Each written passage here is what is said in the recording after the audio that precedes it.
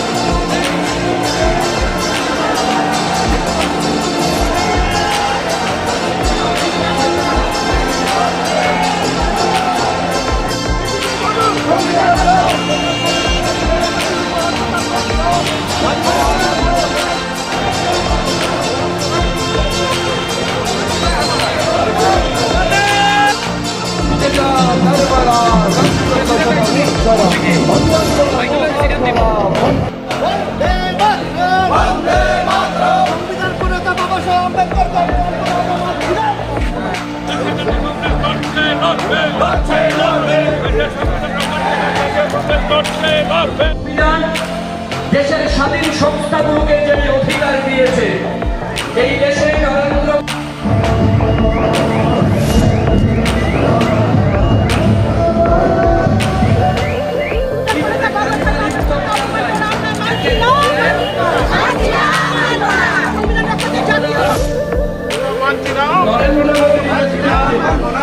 BJP সরকার ক্ষমতায় আসার পর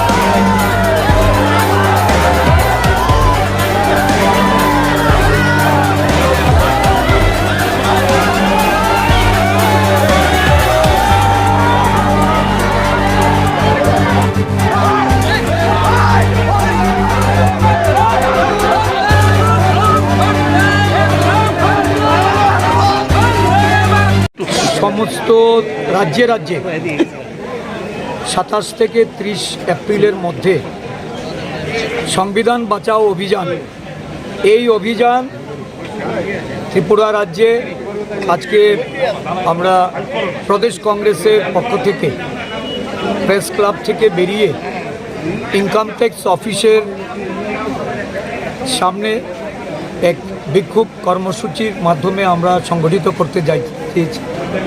রাজ্যের বিভিন্ন জেলা থেকে, ব্লক থেকে আমাদের প্রতিনিধিরা এসছে।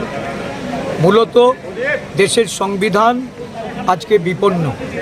দেশের সংবিধানকে কাটাছেঁড়া করে বিলুপ্ত করার যে ষড়যন্ত্রে শাসক বিজেপি এবং তার সরকার সারা দেশের গণতান্ত্রিক বাতাবরণ, সাম্প্রদায়িক সম্প্রীতি, দেশের ধর্ম, বর্ণ, জাতের যে সংমিশ্রণ, এটাকে বিলুপ্ত করার জন্য কেন্দ্রের সরকার এবং বিজেপি দল, তার অভিভাবক আরএসএস যে প্রক্রিয়া শুরু করেছে, তার বিরুদ্ধে রুখে দাঁড়ানোর জন্য সর্বভারতীয় কংগ্রেস সভাপতি মল্লিকার্জুন খার্গেজি, আমাদের দেশের জননায়ক, এই সংবিধানকে বাঁচানোর লড়াইয়ে যিনি সারা দেশব্যাপী চষে বেড়াচ্ছেন, জননায়ক রাহুল গান্ধীজি, আমাদের কংগ্রেস পার্লামেন্টারি পার্টির চেয়ারম্যান সোনিয়া গান্ধীজি, প্রিয়াঙ্কা গান্ধীজি,